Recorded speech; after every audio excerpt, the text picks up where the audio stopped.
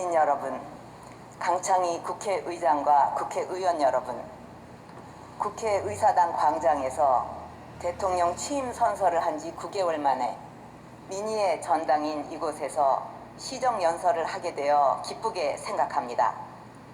이곳은 제가 15년 동안 의정활동을 하면서 때로는 야당의 입장에서 때로는 여당의 위치에서 고뇌하고 노력했던 곳이기에 깊은 감회를 느낍니다. 저는 정치가 존재하는 이유는 국민의 고통과 어려움을 해결하고 국민에게 행복을 드리는 데 있다고 생각합니다.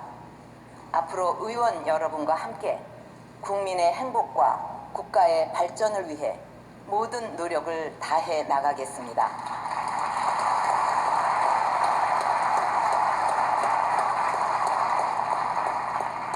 지금 세계 각국은 글로벌 경제 위기와 불황의 위험에 놓여 있습니다. 모든 나라들이 이 위기를 극복하고 한 개의 일자리라도 더 만들어내기 위해 총력을 기울이고 있습니다. 우리도 지금 많은 어려움에 직면해 있습니다. 국내외적인 이 위기를 극복하기 위해서는 국내적으로 국민의 힘을 하나로 모아 각 분야별로 혁신을 이루어야 하고 국제적인 경쟁에서 앞서가야 한다고 생각합니다.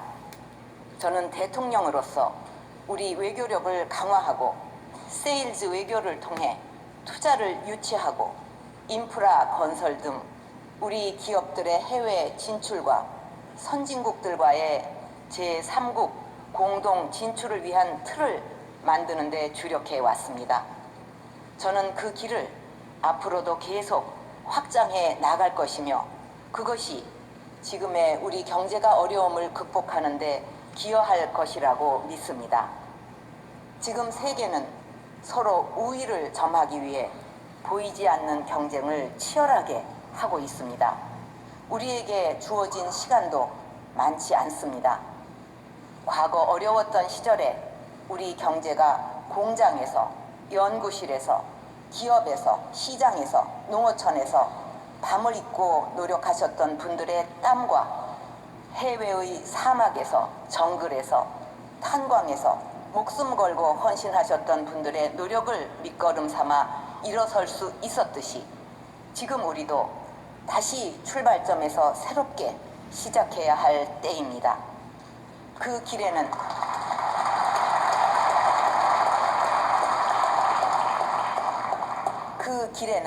한강의 기적을 일으켰던 우리 국민들과 국민의 민의를 대변하고 계신 의원님들의 협력과 신뢰가 필요합니다. 저는 지난 2월 대통령에 취임한 이후 경제 부흥과 국민 행복, 문화 융성과 평화 통일 기반 구축을 4대 국정 기조로 삼고 국정 기조의 초석을 다지기 위해 노력해 왔습니다.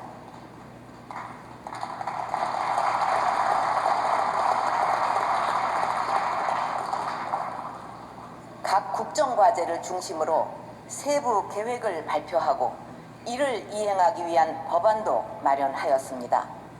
오늘 시정연설을 통해 국정 기조별로 내년도 국정 운영의 방향과 국민께 약속드린 주요 정책들이 어떻게 예산에 반영되었는지를 말씀드리고 여러분의 협조를 부탁드리고자 합니다.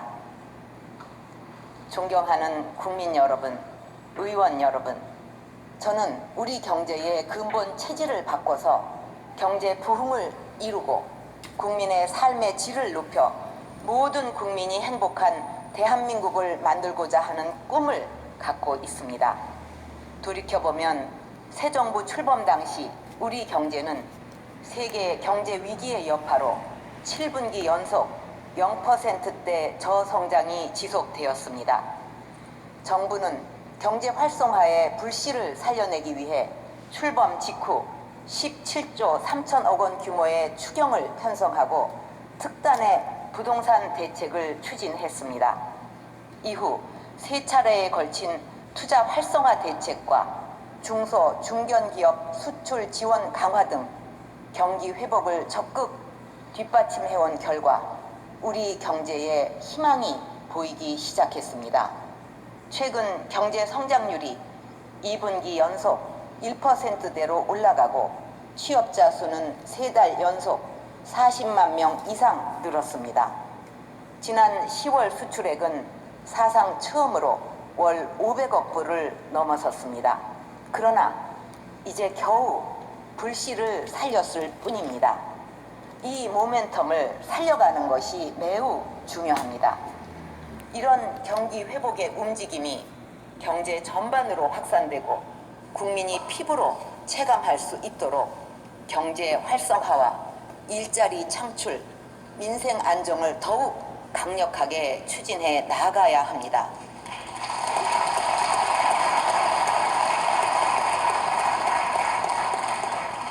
이를 위해 내년도 예산안은 경기 회복세를 확실하게 살려가기 위해 경제 활성화와 일자리 창출에 가장 큰 역점을 두었습니다.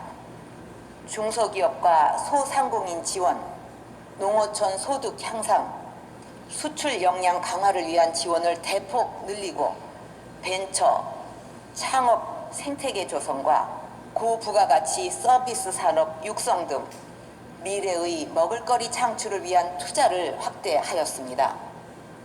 또한 어려운 재정 여건에도 불구하고 지역경제 활성화와 직결된 SOC 투자와 지방 재정에 대한 지원도 편성하였습니다. 이와 함께 제조, 입지, 환경 분야 중심으로 추진되어 온 규제 완화를 전 산업 분야로 확산해 투자 활성화의 폭을 넓혀가려고 합니다. 특히 의료, 교육, 금융, 관광 등 부가가치가 높은 서비스업에 대한 규제를 과감하게 풀어나갈 것입니다. 청년, 여성, 장년 등 계층별 맞춤형 일자리 창출을 지원하기 위해 스펙 초월 멘토링 시스템을 도입하고 직장 어린이집 확충을 통해서 여성이 안심하고 일할 수 있는 고용 환경을 만들고 임금 피크제 지원을 강화할 것입니다. 또한 현장의 근로 방식을 개선하기 위해서 신규 시간 선택제 일자리 창출 기업에 대한 지원을 확대하고 스마트워크 센터의 확대를 지원할 것입니다. 고용복지를 강화하기 위해 직업능력 개발을 위한 수요자 중심의 교육 훈련 사업을 확대하였습니다. 고용에서 가장 큰 역할을 하는 중소기업이 건실한 중견기업으로 커나갈 수 있도록 중소기업 성장 사다리 구축을 제대로 구현하겠습니다.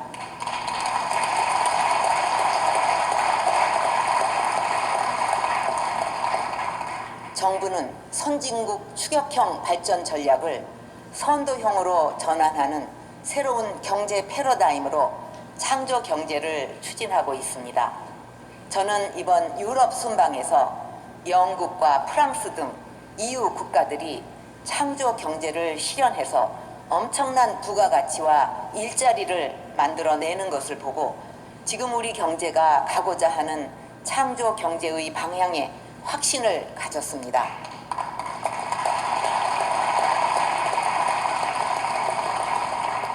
그동안 정부는 벤처 창업 생태계 조성을 지원하고 벤처 중소기업의 글로벌 시장 개척과 소프트웨어, 인터넷 기반 컨텐츠 산업 육성을 지원하면서 창조 경제의 기반을 구축하는 데 역점을 두어 왔습니다. 좋은 아이디어가 있음에도 불구하고 사업화에 어려움을 느끼는 분들이 꿈을 실현할 수 있고 그 꿈의 실현이 국가 경제에도 도움이 될 수 있도록 창조경제타운 사이트도 개설하였습니다. 지금까지 창조경제타운에는 생활 속의 불편을 해소하는 작은 아이디어에서부터 첨단 과학기술을 활용한 신제품 아이디어까지 약 3,000여 건의 국민 아이디어가 제안되었습니다. 이러한 아이디어들이 빛을 발하고 창조 경제의 활성화에 적극 기여할 수 있도록 2,500여 명의 멘토들이 도움을 드리고 있습니다. 저는 창조경제타운에서 우리 국민들이 보여주고 계신 상상력과 창의력이 새로운 대한민국과 제2의 한강의 기적을 일으키는 원동력이 될 것이라고 확신합니다.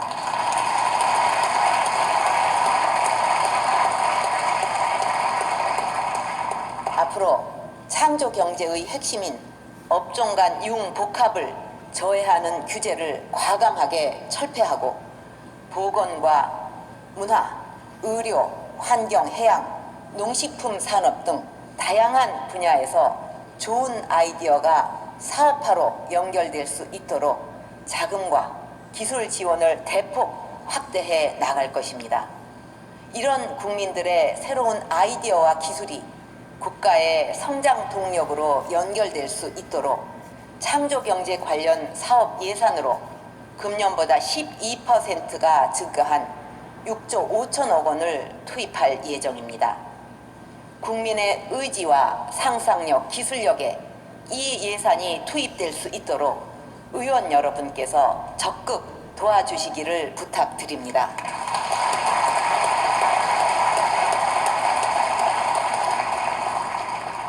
경제민주화는 창조경제의 토대이자 경제 활성화를 위한 시장경제의 기초 질서입니다.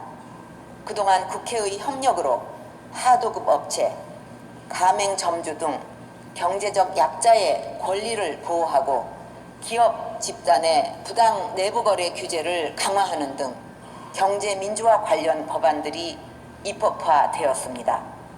앞으로 정부는 경제 전반에 공정하고 투명한 시장 질서가 확고하게 자리 잡을 수 있도록 지속적인 노력을 기울여 나갈 것입니다.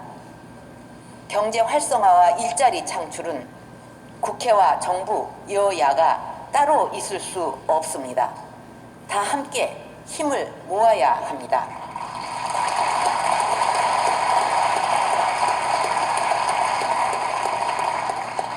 지금 외국인 투자 촉진 법안, 관광 분야 투자 활성화 법안, 주택시장 정상화를 위한 주택 관련 법안, 창조경제 구현을 위한 중소기업 창업 지원 법안 등 일자리를 만들고 경제를 살리는 법안들이 국회의 통과를 기다리고 있습니다. 외국인 투자 촉진 법안이 통과되면 약 2조 3천억 원 규모의 투자와 1만 4천여 명의 일자리가 창출되고 관광진흥 법안이 통과되면 약 2조 원 규모의 투자와 4만 7천여 개의 고용이 창출됩니다. 그리고 소득세 법안과 주택 법안 등이 통과되어야 지금 우리 경제 회복을 위해 중요한 주택 경기가 활성화될 수 있습니다. 모두가 대한민국 가장의 처진 어깨를 펴주고 국민들에게, 특히 청년들에게 희망을 찾아주기 위한 법안들입니다.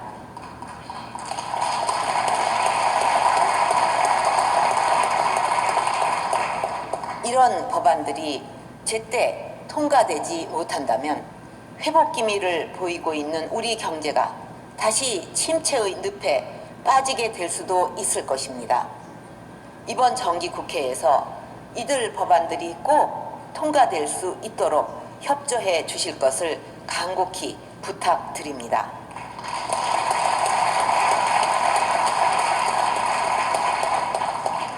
존경하는 국민 여러분, 의원 여러분, 노후가 불안하지 않고 질병과 가난으로부터 보호받으며 아이를 낳고 기르는 것이 진정한 축복이 되어야 국민 행복 시대의 토대가 구축될 것입니다. 이를 위해 정부는 경제적으로 어려운 어르신들의 생활 안정과 국민들의 노후 안정을 위해 내년 7월 기초연금제도 도입을 목표로 예산 5조 2천억 원을 반영하였습니다. 어려운 경제 여건으로 불가피하게 해결하지 못한 부분들은 경제를 활성화시켜 지켜나갈 수 있도록 최선의 노력을 다할 것입니다.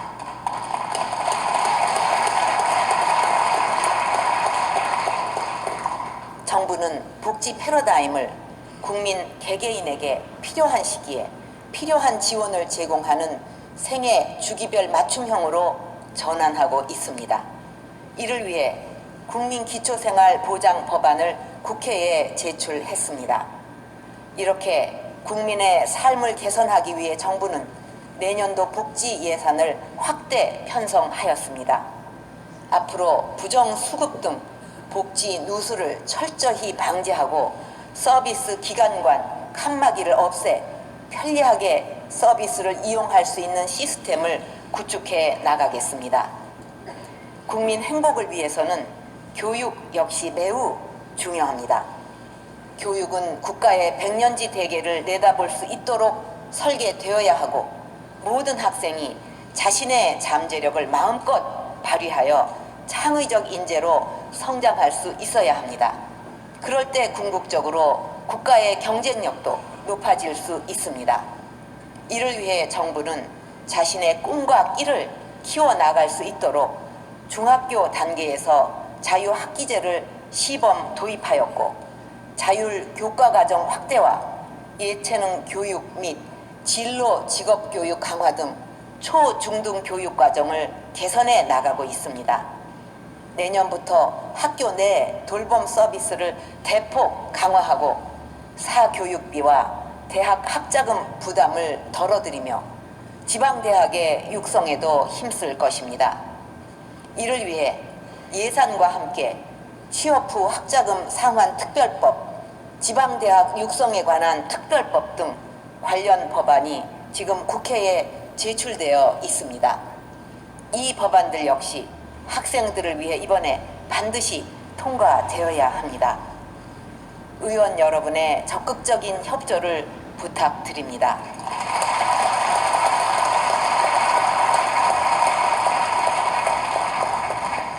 국민의 생명과 안전을 지키는 것은 국민 행복의 필수적인 선결 과제입니다.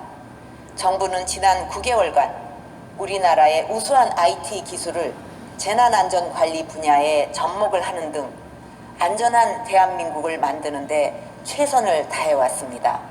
특히 성폭력과 가정폭력, 학교폭력, 불량식품 등 4대악 척결을 위해 노력한 결과 성폭력 재범률과 가정폭력 재범률이 눈에 띄게 줄어드는 등 의미 있는 변화가 일어나고 있습니다.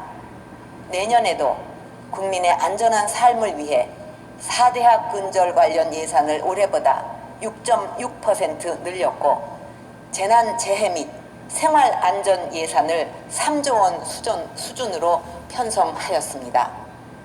국민 여러분이 안전하고 행복한 삶을 누리실 수 있도록 정부의 역량을 지속적으로 확대해 나가겠습니다.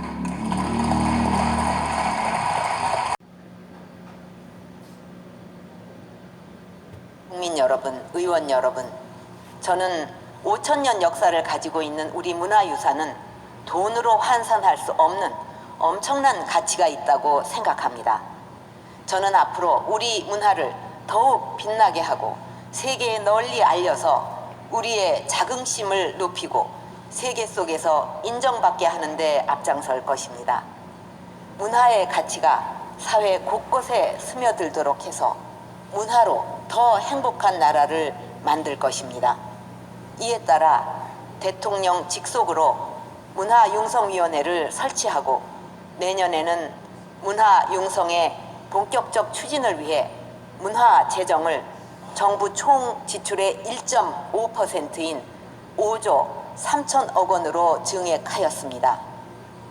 다양한 문화 인프라를 확충해서 국민 누구나 일상 속에서 문화활동을 즐길 수 있도록 하고 문화융성의 원천인 인문학과 전통문화 그리고 지역문화를 진흥하는 데도 지원을 확대해 나갈 것입니다. 이번 정기 국회에서 문화기본법과 지역문화진흥법, 예술인 복지법 등 문화 관련 주요 법안들의 재개정이 원활하게 이루어져서 문화융성의 초석을 다져갈 수 있기를 바랍니다.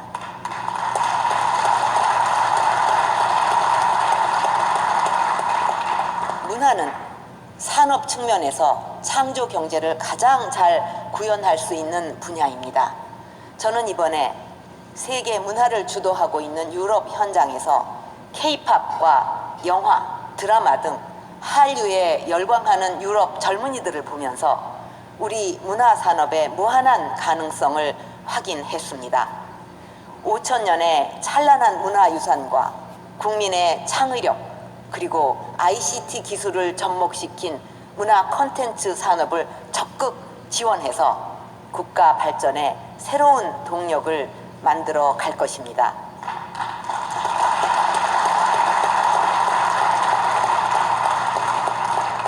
최근 숭례문 부실 복구로 인해서 국민들의 걱정이 많으십니다.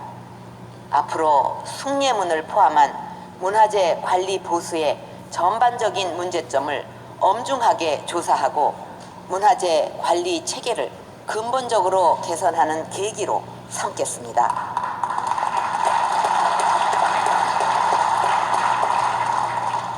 존경하는 국민 여러분, 의원 여러분, 한반도 평화 통일의 길은 아직은 어렵고 멀게 보이지만 우리가 꼭 가야 할 길입니다.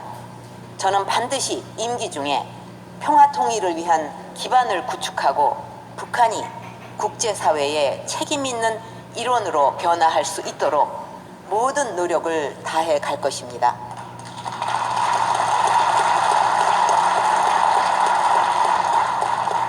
새 정부 출범을 전후로 북한은 무력 도발 위협과 개성공단 폐쇄로 긴장을 고조시켰습니다. 개성공단이 다시 문을 열었지만 공단 정상화의 핵심이라고 할 수 있는 통행, 통신, 통관의 삼통 문제가 아직 해결되지 않고 있습니다. 공단의 실질적인 정상화, 더 나아가 개성공단의 국제화도 아직 진전을 보지 못하고 있습니다. 그러나 앞으로 정부는 확고한 원칙과 인내심을 바탕으로 한반도 신뢰 프로세스를 추진해 나갈 것입니다.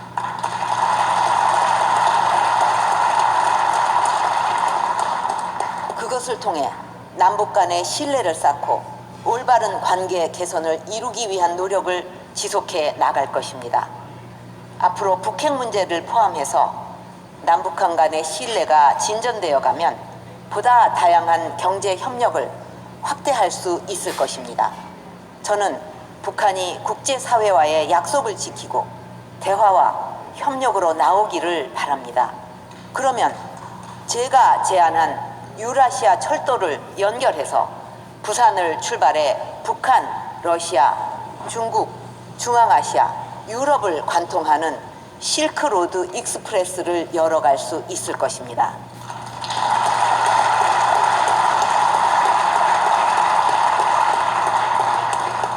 그렇게 된다면 평화 통일의 길도 열어갈 수 있을 것이라고 확신합니다.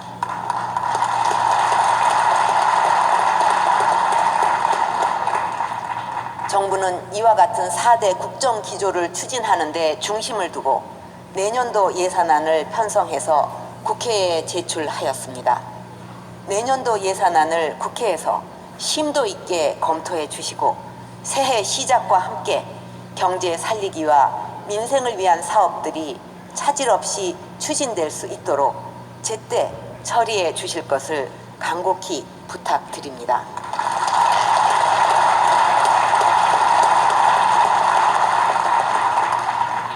존경하는 국민 여러분, 의원 여러분, 제가 대통령이 되고자 한 것은 국민을 위해 헌신하고 국민이 행복해지는 나라를 만들기 위해서였습니다. 지금 우리는 변화의 속도가 국가의 흥망을 좌우하는 시대에 살고 있습니다. 이제 정부와 정치권 모두 과거의 관행에서 벗어나 국민을 위한 길에 함께 나서야 한다고 생각합니다. 정부는 지난 시대의 잘못된 관행과 제도를 정상화시키는 데 역점을 두고 새로운 변화와 도전을 추진할 것입니다. 원전과 방위산업, 철도시설, 문화재 분야 등 각 분야의 구조적이고 고질적인 비리들을 반드시 척결하겠습니다.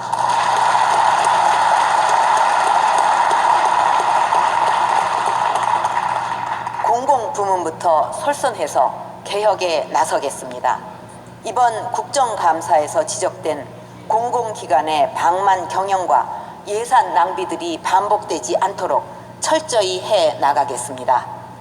특히 정부 3.0 정신에 따라 부채라든가 보수 및 복리후생제도 등 모든 경영 정보를 국민들에게 투명하게 공개하도록 해서 공공기관 스스로 개혁하도록 하는 시스템을 구축하겠습니다.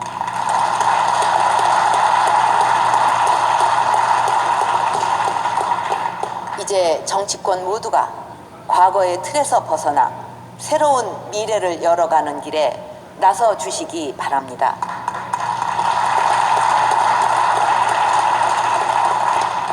국민들의 마음이 편안하고 행복해질 수 있도록 정치권이 국민을 위한 정치를 할 때 모두가 행복해질 수 있다고 생각합니다. 지금 대선을 치른 지 1년이 되어가고 있습니다. 그런데 지금까지도 대립과 갈등이 계속되는 것에 대해 대통령으로서 매우 안타깝게 생각합니다.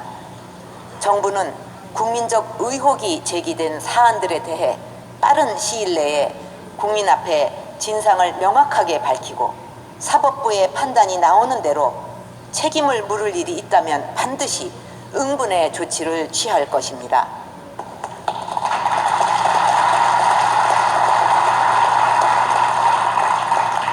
이제는 대립과 갈등을 끝내고 정부의 의지와 사법부의 판단을 믿고 기다려 주실 것을 호소드립니다.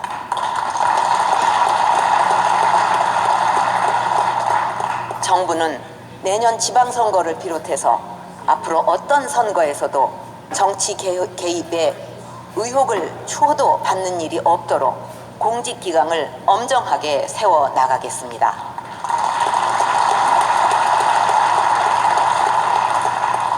국가정보기관 개혁 방안도 국회에 곧 제출할 예정인 만큼 국회에서 심도 있게 논의해 주시고 검토하여 주시기 바랍니다.